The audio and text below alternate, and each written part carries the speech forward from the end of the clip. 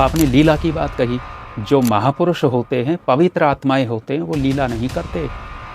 क्षुद्र लोग लीला किया करते हैं, उल्टे लोग लीला किया करते हैं, छिछोरे और सांसारिक लोग लीला किया करते हैं, पवित्र लोग कभी लीला नहीं करते हैं। क्या मतलब गुरुकुल में मूर्ति पूजा नहीं होती आचार्य जी? मूर्ति पूजा होती है, लेकिन परमात्मा की बनाई हुई मूर्तियों की पूजा यहाँ होती है, मनुष्यों की बनाई हुई मूर्तियों की पूजा नहीं होती। कई सारे वाचक हैं या जो हमें ये बताते हैं कि हमें नाम जप करना चाहिए। एक तरफ राधा नाम वाली बात होती है, दूसरी तरफ वैदिक मंत्रों संध्यावन, तो ये क्या है, इस विषय में थोड़ा सा मार्गदर्शन। केवल नाम जपने से, राम का नाम जपने से, कृष्ण का नाम जपने से या राधा का नाम जपने से, केवल नाम जपने मात्र से तो मोक्ष नहीं है। यहाँ के जो विद्यार्थी उठते हैं, पहला उठते ही वेद के मंत्र बोलते हैं, पहला विचार ही वैदिक विचार आता है। और कुछ लोग ऐसे हैं जो कथा करते हैं और चमत्कार से, खासकर चमत्कार से पर्ची वगैरह बनाकर सनातन धर्म का जो डंका है पूरे विश्व में बजा रहे हैं। लाख करोड़ों लोग उनसे प्रभावित भी होते हैं। और एक तरफ गुरुकुल और आप कहते हैं कि तर्क को, प्रमाण को, प्रश्न पूछने की शैली को, वेदों को आप स्थान पहला दीजिए। चमत्कार का यहाँ पे कोई स्थान नहीं है। चमत्कार से जो कम बुद्धिमान लोग हैं वे प्रभावित होते हैं, और जो सनातन की बात है कि वे प्रचार हो रहा है वो स्थायी नहीं है। स्थायी है तो तर्क से स्थायी है, चमत्कार से कब तक रोकेगा व्यक्ति। कि यहाँ पे कौन सा मुख्य रूप से पुराण पढ़ाए जाते हैं? आप शिव पुराण को पढ़ लीजिए, कितनी सारी अश्लीलता। परिवार में बैठ करके पढ़ नहीं सकते कि शिव जी अपना लिंग पकड़ करके यज्ञशाला में घुस गए, स्त्रियां डर करके भाग गई, कुछ उनसे लिपट गई। ये कोई शास्त्र है? सभी को नमस्ते। आज हम आए हुए हैं स्वामी आत्मानंद वैदिक गुरुकुल, मराना चौड़, सवाई माधोपुर, राजस्थान में। आज हमारे साथ है स्वामी आचार्य सोमदेव जी। आचार्य जी नमस्ते। आचार्य जी, मेरा सवाल है, जैसे कि हम गुरुकुल में आए, हमने बहुत सारे चित्र देखे, फ़ोटोज़ देखे, उसमें ऋषि महर्षियों की, महापुरुषों की, क्रांतिकारियों की हमें चित्र वहाँ पे दिखे, लेकिन कोई ऐसी मूर्ति नहीं दिखाई दी जहाँ पे प्राण प्रतिष्ठा हो रही हो, कोई मूर्ति पूजा कर रहा हो। क्या मतलब गुरुकुल में मूर्ति पूजा नहीं होती आचार्य जी? गुरुकुल में मूर्ति पूजा होती है, ऐसा नहीं है कि मूर्ति पूजा नहीं होती। मूर्ति पूजा का यदि हम वास्तविक अर्थ देखेंगे तो ऋषियों ने 5 चेतन देवताओं की पूजा लिखी, वो यहाँ होती है। असली मूर्ति और नकली मूर्ति तो मनुष्य की बनाई हुई मूर्ति की पूजा यहाँ नहीं होती। परमात्मा की बनाई हुई मूर्ति की पूजा प्रतिदिन होती है। हमारे यहाँ मुनि लोग हैं, सन्यासी आते हैं, उनका आदर सत्कार होता है, उनकी पूजा होती है। तो ये कहना कि गुरुकुलों में मूर्ति पूजा नहीं होती, ये उचित नहीं है। तो मूर्ति पूजा होती है, लेकिन परमात्मा की बनाई हुई मूर्तियों की पूजा यहाँ होती है, मनुष्यों की बनाई हुई मूर्तियों की पूजा नहीं होती। दूसरा जो आप कह रहे हैं कि बहुत सारे चित्र लगे हुए हैं ऋषि महर्षियों के, महापुरुषों के, तो गुरुकुलों में तो इन्हीं की उपासना होती है, इन्हीं को श्रेय दिया जाता है। अन्य स्थानों पर हो सकता है देवी देवताओं को महत्व मिलता हो, महत्व देते हैं, लेकिन जहाँ जितने भी गुरुकुल रहे हैं, आचार्य चाणक्य ने गुरुकुल चलाए तो वो ऋषियों की परंपरा का निर्वहन करते थे।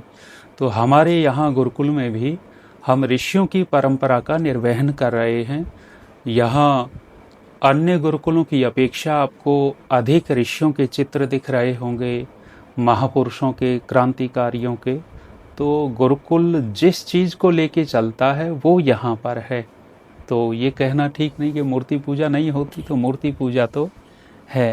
तो आचार्य जी, एक अगला प्रश्न मेरी तरफ से था, मेरे मन में जिज्ञासा थी कि जैसे हम बाहर देखते हैं और सोशल मीडिया पे भी देखते हैं कि कई सारे कथावाचक हैं या बाबा लोग हैं जो हमें ये बताते हैं कि हमें नाम जप करना चाहिए, कि अगर हमें सुख चाहिए, मोक्ष का सुख चाहिए या स्वर्ग चाहिए तो हमें राधा नाम का जप करना चाहिए, या माला फेरनी चाहिए, या किसी एक का नाम ले लो तो उससे हमें मोक्ष मिल जाएगा, स्वर्ग मिल जाएगा। जबकि यहाँ मैंने गुरुकुल में विज़िट किया, यहाँ पे हमने देखा कि यहाँ पे जो बच्चे हैं वो तो संध्या हवन कर रहे हैं, यज्ञ कर रहे हैं, तो और सुबह सुबह 4 बजे 3:30 बजे तो पूरा जो गुरुकुल का वातावरण है वो वैदिक मंत्रों से गुंजायमान हो जा रहा है, और जबकि एक तरफ राधा नाम वाली बात होती है, दूसरी तरफ वैदिक मंत्रों संध्या हवन। तो ये क्या है, इस विषय में थोड़ा सा मार्गदर्शन दीजिए। जो शास्त्रीय मार्ग है वो ज्ञान का मार्ग है। मध्य युग में नाम स्मरण को अधिक महत्व दे दिया। ऋषियों ने कहा कि केवल नाम स्मरण से कुछ नहीं होगा, और नाम स्मरण करना भी है तो परमात्मा का जैसे न्यायकारी नाम है तो उसका स्मरण करें, स्वयं भी न्यायकारी बने तो मुक्ति का मार्ग है। केवल नाम जपने से, राम का नाम जपने से, कृष्ण का नाम जपने से या राधा का नाम जपने से, केवल नाम जपने मात्र से तो मोक्ष नहीं है।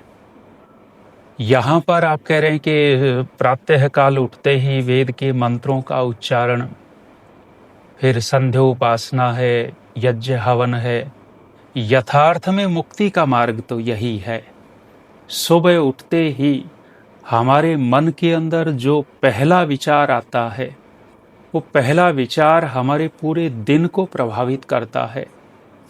तो यहाँ के जो विद्यार्थी उठते हैं, पहला उठते ही वेद के मंत्र बोलते हैं, पहला विचार ही वैदिक विचार आता है। तो जो हमारा पहला थॉट है मन के अंदर, वो पूरे दिन को प्रभावित करेगा, और एक एक दिन जोड़ जोड़ करके पूरे जीवन को प्रभावित करता है। तो यहाँ उपासना होती है। शास्त्र है ज्ञान मार्ग का। किसी भी शास्त्र के अंदर केवल और केवल नाम जपने मात्र से मुक्ति का विधान नहीं कहा है। शास्त्र तो ज्ञान की बात करता है। सूत्र लिखा ऋषि ने, ज्ञानात मुक्ति ही, ज्ञान से मुक्ति है। तो इसलिए यहाँ ज्ञान परंपरा का निर्वहन है, केवल नाम जपने का निर्वहन नहीं है।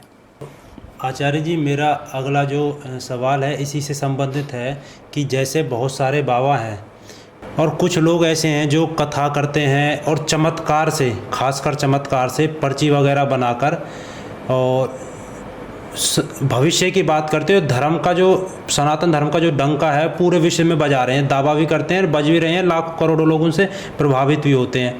और एक तरफ गुरुकुल और आप कहते हैं कि तर्क को, प्रमाण को, प्रश्न पूछने की शैली को, वेदों को आप स्थान पहला दीजिए, चमत्कार का यहाँ पे कोई स्थान नहीं है। तो ऐसा विषय भेद क्यों? उधर तो वो एक करोड़ों लोगों को प्रभावित कर रहे हैं चमत्कार के माध्यम से, उधर आप कहते हैं कि भाई ये तर्क और वेद और प्रश्न पूछने की जो शैली है ये होनी चाहिए प्रचार का माध्यम। ये जो चमत्कार वाली बात है, चमत्कार से जो कम बुद्धिमान लोग हैं वे प्रभावित होते हैं। प्रायः आप देखेंगे जो चमत्कार का प्रभाव पड़ता है वो उच्च वर्ग में नहीं पड़ता। जो बुद्धिमान हैं, प्रोफेसर हैं, इस तरह के लोगों के ऊपर उस चमत्कार का प्रभाव नहीं पड़ता। साधारण लोगों को चमत्कार प्रभावित कर सकता है। और जो सनातन की बात है कि वे प्रचार हो रहा है, वो स्थायी नहीं है। स्थायी है तो तर्क से स्थायी है। चमत्कार से कब तक रोकेगा व्यक्ति? और वो जो चमत्कार की बात कह रहे हैं, वो चमत्कार वहाँ पूर्ण रूप से है ही नहीं। जिस बात को कहा कि वो पर्चे निकालते हैं और बता देते हैं इस तरह का, वे हनुमान जी के भक्त हैं। और यदि हनुमान जी का जीवन चरित्र पढ़ते हैं तो लंका में हनुमान जी गए, माता सीता की खोज कर रहे हैं, कभी मंदोदरी के महल में, कभी इधर कभी उधर। उन्हीं बेचारे को नहीं पता और इनके भक्त को पता लग रहा है। तो ये तर्क है ना, ये तर्क स्थित करेगा, स्थिर करता है। चमत्कार कभी भी स्थिर नहीं करेगा, तर्क स्थिर करता है।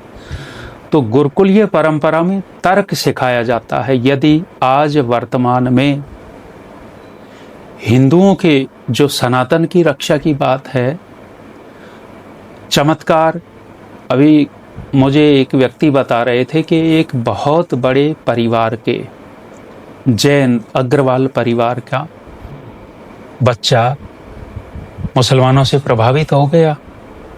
उसके प्रभाव का कारण क्या था कि उनकी फैक्ट्री में एक मुसलमान युवक काम करने लग गया और उसने प्रश्न पूछने शुरू किए, भाई तुम्हारा भगवान एक है या कितने हैं? उसने बताया अपने ढंग से।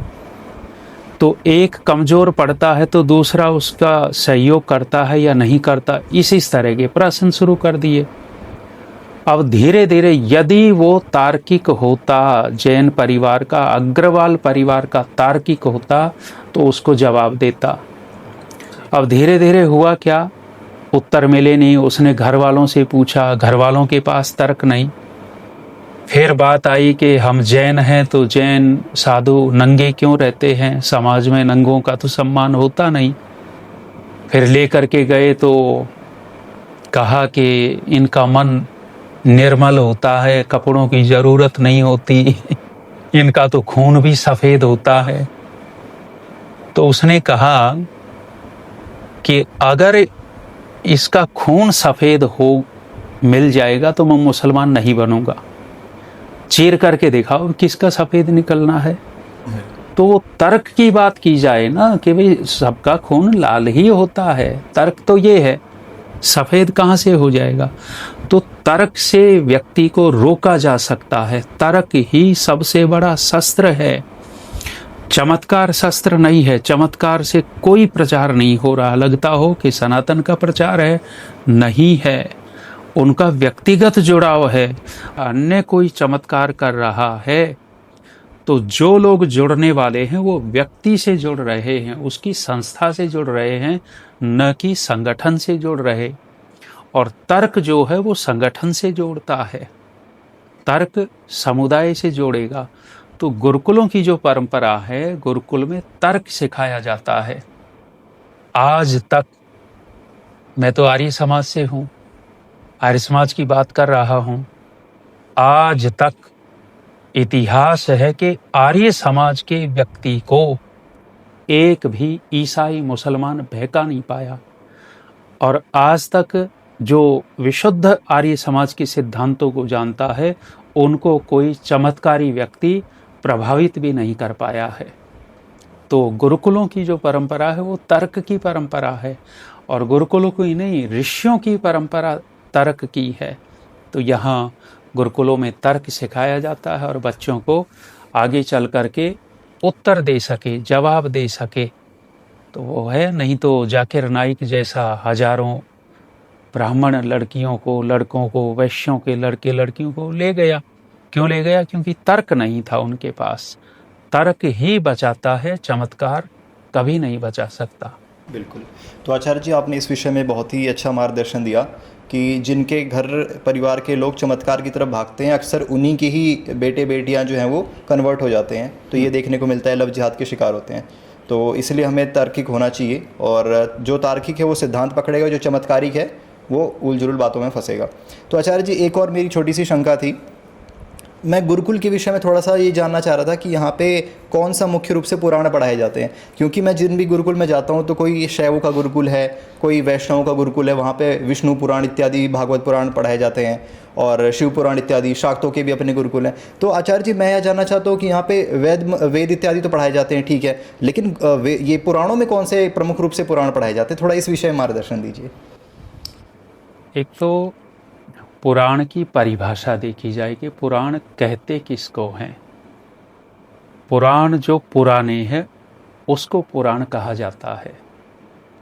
अब जो पुराण प्रचलन में है, परंपरा में आ गए, वो पुराणों की कसौटी पर कसे जाते हैं या नहीं कसे जाते, वो विचार का विषय है। हमारे जो पुराण है, जिनको इतिहास ग्रंथ भी कहा जाता है, जिसको नारा संसी, गाथा इत्यादि अनेक सारे नाम हैं, जिसमें हमारे पुराने राजाओं का, मनुष्यों का इतिहास हो, नारा संसी है। पुराण भी वही है जिसमें इतिहास है। तो ये जो प्रचलन में पुराण है, इन पुराणों को तो गुरुकुलों में नहीं पढ़ाया जाता, किंतु वास्तव में जो पुराण है, जिनको ब्राह्मण ग्रंथ कहा जाता है, शतपथ ब्राह्मण, गोपथ ब्राह्मण, ऐत्रेय ब्राह्मण आदि, वो ब्राह्मण ग्रंथ ही वास्तव में पुराण है और उन पुराणों को गुरुकुल में पढ़ाया जाता है। हमारी प्राचीन परंपरा रही, उन पुराणों को गुरुकुलों में प्राचीन काल से ही पढ़ाया जाता रहा।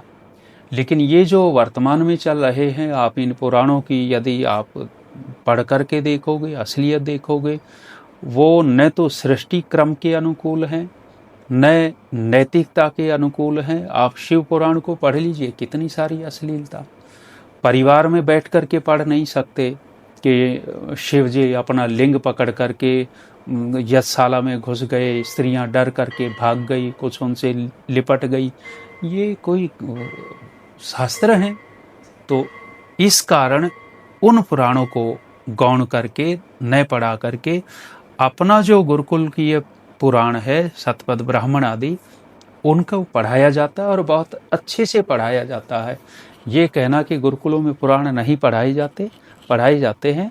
और जो 18 पुराण हैं उनको भी उनमें क्या लिखा हुआ है उस दृष्टि से पढ़ाया जाता है। तर्क कर सके, उनका सारी जानकारी हो, तो वो भी आंशिक रूप से उसका अवलोकन करते हैं, अध्ययन होता है। जी आचार्य जी, जैसे आपने बताया कि उसमें कुछ बातें ऐसी हैं पुराणों में ज़्यादातर कि जो व्यर्थ की बातें हैं, अश्लील बातें हैं, धर्म विरोधी बातें हैं, तो लोग उन्हें अवतारवाद और लीला से जोड़ते हैं कि ये तो भगवान की लीला थी, ये तो भगवान का अवतार था, उन्हें शराब था, वरदान था, कुछ ऐसे शब्दों से उन्हें जोड़ते हैं। लेकिन जैसे आप आर्य समाज से हैं, तो आप उन चीज़ों का मतलब कटाक्ष करते हैं कि भाई ऐसा नहीं है। इस चीज़ में थोड़ा स्पष्टीकरण करिए। हाँ, इसमें जो है ना, जैसे अवतार की है या लीला की है, अवतार भगवान लेते हैं ऐसी मान्यता बनाई। एक तर्क है, तर्क ये है कि साधनों की जरूरत कमजोर को पड़ती है, समर्थ को नहीं पड़ती। परमात्मा समर्थ है या कमजोर है? यदि शरीर धारण कर रहे हैं, साधन की जरूरत उनको पड़ रही है, तो परमात्मा कमजोर सिद्ध हो रहे हैं। लेकिन परमात्मा को कहा सर्वशक्तिमान, तो जो सर्वशक्तिमान है उसको साधनों की जरूरत ही नहीं है। मेरी आंख कमजोर हो गई तो चश्मा लगाना पड़ा, साधन की जरूरत पड़ी। हमें दूर जाना है, हमारे पैर इतने समर्थ नहीं है, कमजोर हैं, तो गाड़ी में बैठ के जाते हैं। तो साधन की आवश्यकता कमजोर को पड़ती है, समर्थ को नहीं पड़ती। तो परमात्मा समर्थ हैं तो उसको अवतार लेने की आवश्यकता ही नहीं है, बिना शरीर धारण किए सब कुछ कर सकता है। दूसरा, जो आपने लीला की बात कही, जो महापुरुष होते हैं, पवित्र आत्माएं होते हैं, वो लीला नहीं करते। क्षुद्र लोग लीला किया करते हैं, उल्टे लोग लीला किया करते हैं, छिछोरे और सांसारिक लोग लीला किया करते हैं। पवित्र लोग कभी लीला नहीं करते हैं। यदि हम श्री कृष्ण को पवित्र मानते हैं तो उन्होंने कोई लीला नहीं की। ये तो लीला करवा रहे हैं, स्वयं नाचते हैं, नचवाते हैं, तो लीला तो ये कर रहे हैं। परमात्मा ने लीला नहीं की, श्री कृष्ण ने लीला नहीं की। लीला तो ये कथावाचक करवा रहे हैं। तो दोनों, ये अवतार और जो लीला की बात है, अवतार यदि ले रहे हैं तो परमात्मा कमजोर सिद्ध हो रहे हैं, जो कि है नहीं, बिना शरीर धारण किए सब कुछ करते हैं। तो रावण कंस आदि को भी मार ही सकते हैं। और लीला, पवित्र जो आत्मा होता है कभी लीला नहीं करता। कि जैसे हम देखते हैं कि स्कूल में माता पिता अपने बच्चों को भेजते हैं, बढ़िया से बाल बना के, बढ़िया टाई बेल्ट, अच्छे कपड़े, फर्स्ट क्लास जूते वगैरह, बढ़िया बैग, और बड़े स्कूल में एसी वगैरह वहाँ पे भेजते हैं। अगर वहीं पे कोई व्यक्ति अपने बच्चों को गुरुकुल में भेज दे तो समाज बोलता है और पड़ोसी बोलते हैं कि ये बच्चे को कहाँ भेज दी, चोटी रखेगा, कपड़े नहीं है, शायद इसके पास पैसे नहीं थे इसलिए गुरुकुल में भेज दिया। क्या इसमें पैसों से गुरुकुल की व्यवस्था और स्कूल की व्यवस्था देखी जाती है? इसमें कुछ विषय अलग ही क्यों खेल है इसमें? वर्तमान के अंदर हिंदुओं में ये मानसिकता अधिक है। मुसलमान अपने बच्चे को मदरसे ने भेजना गर्व समझता है, गर्व। मदरसे में पढ़ रहा है। और हिंदू लोग अपने बच्चों को कॉन्वेंट स्कूल में भेजने में गर्व समझने लग गए। जो गर्व का विषय होना था गुरुकुल, क्योंकि गुरुकुल जो है अपनी जड़ों से जोड़ता है, सनातन से जोड़ता है, अपनी परंपराओं से जोड़ता है। कौन माँ बाप नहीं चाहेगा कि हमारी सेवा करें बड़े होकर के। यदि हम आंकड़े निकाल करके देखें तो स्कूल कॉलेज में पढ़ने वाले, जो कॉन्वेंट स्कूलों में जितने बच्चे पढ़े, उनके आंकड़े निकालो कि उनकी सेवा कितनों ने की, और गुरुकुल में पढ़ने वालों ने कितनी सेवा की। आपको अलग ही मिलेगा कि गुरुकुल का बच्चा मातृ पितृ भक्त बनता दिखेगा। ये तो मानसिकता बना ली कि गुरुकुल में जो भेजते हैं वो हीन है, वो गरीब लोग भेजते हैं। दूसरा एक बड़ा कारण है कि हमने गुरुकुलों का स्तर उस तरह से प्रस्तुत नहीं किया। सरकार का सहयोग नहीं हुआ और स्वयं के संगठन की भी कमजोरी रही। यदि हम गुरुकुल को उस रूप में प्रस्तुत करते तो लाइन लगेगी और यही कहेंगे गर्व से कि हमारा बच्चा उस गुरुकुल में पढ़ रहा है। स्वामी रामदेव जी चला रहे हैं, जैसे आचार्य कुलम नाम से भीड़ लगती है। कुरुक्षेत्र गुरुकुल है, 100 बच्चे लेने होते हैं, 10,000 पहुंचते हैं। तो ऐसा नहीं है कि गुरुकुल हीन है। जो लोग गुरुकुल के महत्व को समझते हैं वे गुरुकुलों में भेजते हैं। अन्यथा जो परंपरा चल रही है, देखा देखी भेड़ चाल, तो वो अपने कॉन्वेंट स्कूल और प्राइवेटों में भेज रहे हैं। बाकी निर्माण जो है, आप एक और देखो, विद्या वह है जो समस्याओं का समाधान करे। वह विद्या हो ही नहीं सकती जो समस्याओं में फंसा दे। हमारे पास में कोटा है, कोटा में सबसे ज्यादा विद्यार्थियों ने आत्महत्या की है। पिछले आंकड़े निकाल करके देखेंगे, कम से कम 500-700 विद्यार्थी आत्महत्या करके मर गए। अभी एक वीडियो देख रहा था मैं कि वहाँ के जो हॉस्टल हैं, उन हॉस्टलों में पंखे जो लगे हैं, इन पंखों में जाल लगा दिए हैं, कोई फांसी खा के न मर जाए। वहाँ वो लिखा हुआ था आत्महत्या प्रूफ पंखा, मतलब वो जाल लगाया। गुरुकुल का आप देखो, किसी बच्चे ने आत्महत्या करके मरे हों तो गुरुकुल में नहीं मिलेंगे। तो ये जो मानसिकता बना रखी है ना, वो मानसिकता हटानी पड़ेगी। समाज के अंदर से मानसिकता हटे। बहुत सारा कारण राजा का भी होता है, प्रशासन का होता है। हमारे राजाओं ने या जो सरकारें या ये सरकारों ने, जैसे अंग्रेजों ने गुरुकुलों को ख़त्म किया तो सरकारों ने भी ख़त्म किया। तो अब धीरे धीरे शायद अच्छा हो जाए। और हम लोग तो लगे ही, मैं भी गुरुकुल ही चला रहा हूँ। यहाँ आप लोग देख रहे हो 150 बच्चे हैं। और खर्चे की दृष्टि से देखें तो गुरुकुलों में नाम मात्र खर्चा लिया जाता है। और शिक्षा की दृष्टि से देखें तो आप लोग पूरे गुरुकुल में गए हो तो यहाँ की आवास व्यवस्था, इतने सुंदर साफ सुथरे बिस्तरे हैं और आप स्मार्ट बोर्ड से पढ़ाते हुए अध्यापकों को आपने देखा है तो है। और खर्चे के नाम पर बिल्कुल नामात्र हम तो लेते हैं। और उत्तम से उत्तम व्यवस्था, भोजन हो, सुबह भोजन में कभी खीर खिलाते हैं, कभी पोहा होता है, कभी हलवा होता है, दोपहर भोजन बहुत अच्छा होता है और बीच बीच विशेष भोजन बनता है। विशेष भोजन में मिठाई होती है, सब्जी पूड़ी होती है। तो भोजन की क्वालिटी, और आप देख रहे हो कि गौशाला है, गायों का दूध अनेक सारे गुरुकुलों में है, गायें दूध भी है अनेक सारी संस्थाओं में, लेकिन बेच देते हैं। हम एक बूंद भी दूध यहाँ से नहीं बेचते, सारा दूध बच्चों के काम आता है। छाछ बनती है तो छाछ पिलाते हैं और दूध तो एक टाइम देते ही देते हैं। तो बहुत सुंदर व्यवस्था गुरुकुल की। तो गुरुकुल में भेजेंगे तो निर्माण होगा, मनुष्य बनेंगे और उनकी सेवा शुश्रूषा करेंगे, धार्मिक बनेंगे, सनातन से, अपनी जड़ों से विशुद्ध रूप से जुड़ेंगे। तो गुरुकुल ही बचाएगा। भविष्य यदि है मनुष्यों का या भारत का भविष्य है तो गुरुकुल से भविष्य हो सकता है, कॉन्वेंट स्कूलों से कभी भविष्य नहीं हो सकता देश का। तो गुरुकुल है विशेष।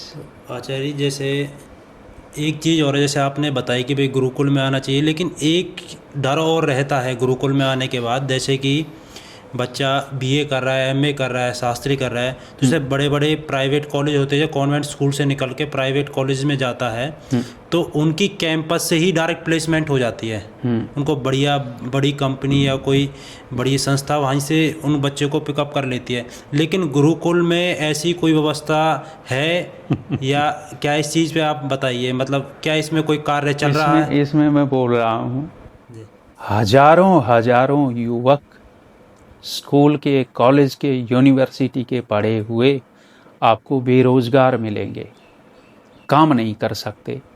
लेकिन गुरुकुल में पढ़ा हुआ भले ही सरकारी नौकरी नहीं लगा, बड़ी कंपनी में नहीं गया, लेकिन आपको एक भी बच्चा बेरोजगार नहीं मिलेगा, कुछ न कुछ काम करता मिलेगा। आप दिल्ली में नज़दीक रहते हो, दिल्ली के पुरोहित वर्ग हैं जो गुरुकुलों में पढ़े, महीने में इतना कमाते हैं कि एक प्रोफेसर नहीं कमा सकता। एक एक पुरोहित 3-3 लाख रुपए एक महीने में कमा लेता है। कहाँ पढ़े? गुरुकुल में पढ़े। और आपको सैकड़ों एमए, बीए, पीएचडी किए हुए खाली भटकते दिखाई देंगे। तो रोजगार है तो गुरुकुल में है। गुरुकुल में स्वावलंबी बनाते हैं। गुरुकुल पूर्ण रूप से स्वावलंबी बनाता है बच्चे को। आप सुबह से देख रहे होंगे, बच्चे 4 बजे उठते हैं, अपना काम स्वयं कर रहे हैं, कपड़े स्वयं धोते हैं, बर्तन स्वयं धोते हैं। स्कूल कॉलेज वाला कितने धोते हैं? अपना काम स्वयं नहीं कर सकते। तो ये कहना कि वहाँ से निकलते ही नौकरी मिल जाती है, कितनों को मिल जाती है? वहाँ गिनती करके देखो। और गुरुकुल का एक भी बच्चा बेरोजगार नहीं मिलेगा। बेरोजगार का मतलब ये नहीं होता कि जिसको नौकरी मिल गई वो रोजगारी है और जिसको नौकरी नहीं मिली वो बेरोजगार है। रोजगार बेरोजगार की परिभाषा ही गलत कर दी। जो कमा के खा रहा है वो रोजगारी व्यक्ति है, बेरोजगार नहीं है। तो गुरुकुल वाले कोई भी देख लीजिए, कमा के खा रहे हैं। और गुरुकुल झज्जर है, गुरुकुल झज्जर के आपको सैकड़ों अध्यापक, प्रोफेसर लगे हुए मिल जाएंगे। गुरुकुल चलता है उधर भोला झाल, मेरठ, वहाँ के कॉलेजों में प्रोफेसर हैं। गुरुकुल कांगड़ी के कितने सारे हैं। तो ऐसा नहीं है कि गुरुकुल से रोजगार नहीं मिलता। वो असली रोजगार है तो गुरुकुल में है, वहाँ नहीं है। जी बिल्कुल। तो आचार्य जी, आपने इन सभी विषयों में बहुत अच्छा मार्गदर्शन दिया। तो एक अंतिम प्रश्न, एक अंतिम जिज्ञासा है मेरे मन में, वो ये है कि जैसे आजकल जो युवा हैं बाहर, वो हम ये देखते हैं कि लोग आजकल अपनी लाइफ से कितने ज़्यादा फ्रस्ट्रेटेड हैं। मॉडर्न जितने भी लोग हैं, जो बच्चे पढ़ाई कर रहे हैं वो भी स्कूल सिस्टम में फ्रस्ट्रेटेड हैं, कॉलेज में भी परेशान हैं। जो युवा नौकरी इत्यादि कर रहे हैं वो भी एक ऑफिस सर्कल से खुश नहीं है। भले उनके पास में आज इनकम आ रही है लेकिन वो खुश नहीं है। और लोगों के अंदर आजकल हॉबीज़ नहीं होती, बच्चों में हॉबीज़ नहीं होती हैं। बाहर हम देखते हैं वो खाली बैठते हैं तो रील स्क्रॉल करते हैं। मतलब उनके पास में खाली समय में करने के लिए कुछ ऐसा नहीं जो उन्हें सुख दे। जबकि हम यहाँ गुरुकुल में बच्चों को देखते हैं कि वो कितने खुश हैं, कितने प्रसन्न हैं, कि वो सुबह सुबह जब प्रसन्न चित्त होकर के जब वो प्रार्थना करते हैं, उसके बाद फिर वो पढ़ने बैठते हैं तो उन्हें बहुत सारी बातें कंठस्थ भी हो जाती हैं, याद भी हो जाती हैं, उनका मन भी कितना प्रफुल्लित, पवित्र रहता है। जबकि बाहर ये चीज़ें नहीं देखने को मिलती। तो युवा जो हैं इस समय भटक रहे हैं। और इस विषय में हम चाहेंगे कि जो लोग गुरुकुल नहीं आ सकते उनको आप क्या मार्गदर्शन देना चाहेंगे, क्या बताना चाहेंगे? जो तनाव आता है ना, जो भटकाव आता है, अपनी जीवन के महत्व को जो नहीं समझ रहे उनमें होता है। प्रातः काल का जो समय होता है वो व्यक्तिगत अपने लिए समय होना चाहिए। आपने यहाँ देखा होगा जो बच्चे हैं, सुबह का समय उनका व्यक्तिगत है। ऐसे ही जो युवा हो चाहे बूढ़ा हो, प्रातः काल का समय अपना, रील देखने के लिए नहीं, लेटने के लिए नहीं, आराम करने के लिए नहीं, अपने शरीर को स्वस्थ करने के लिए, मन को स्वस्थ करने के लिए जो जो दिनचर्या अपना सकते हैं, जो जो कर सकते हैं वो करते हैं। तो वो समय हमारे लिए अपना हुआ। और जो दिन का जो समय होता है वो दूसरों के लिए होता है, परिवार के लिए, नौकरी के लिए, समाज के लिए। तो इस तरह से जो दिनचर्या बनती है, दिनचर्या व्यक्ति को तनाव रहित करती है। उसके साथ साथ जो है, जो लगभग दूर हो गए हैं, मुसलमान नमाजी है, 5 बार नमाज पढ़ता है, उनकी नमाज में कोई विशेष तर्क नहीं है कि भाई ईश्वर की इबादत कर रहे होंगे, वो बोलते हैं, लेकिन फिर भी वो अपने उसके लिए समर्पित है। ऐसे ही उपासना से जुड़ेंगे, ध्यान से जुड़ेंगे, तो ध्यान ही तनाव दूर करने का सर्वोत्तम उपाय है। आप कुछ भी कर लीजिए, रील देखने लग गए तो वो शुरुआत में तो लगेगा कि ठीक चल रहा है, लेकिन 1 आई, 2 आई, 10 आई, 20 आई, सरकाते चले गए, 3 घंटे हो गए। और जब नींद आ रही है और फिर भी नहीं सो रहे तो तनाव बढ़ता है, सिर दर्द बढ़ता है या घटता है, तो वो चीज़ है। तो इन चीज़ों से तो तनाव आना ही आना है। ध्यान, हमारी सनातन परंपरा ध्यान की है। तो युवा हो चाहे कोई भी हो, थोड़ी देर मेडिटेशन करेंगे तो ये तनाव रहित करने का इससे अच्छा उपाय और नहीं हो सकता। दूसरा जो है, जैसे बुराइयों में फंसते हैं, तो हमारे शास्त्र में कहा है प्रतिपक्ष भावना। प्रतिपक्ष भावना का तात्पर्य जो हम कार्य कर रहे हैं, गलत कर रहे हैं, तो उसके विरोधी विचार उठाना, ये प्रतिपक्ष है।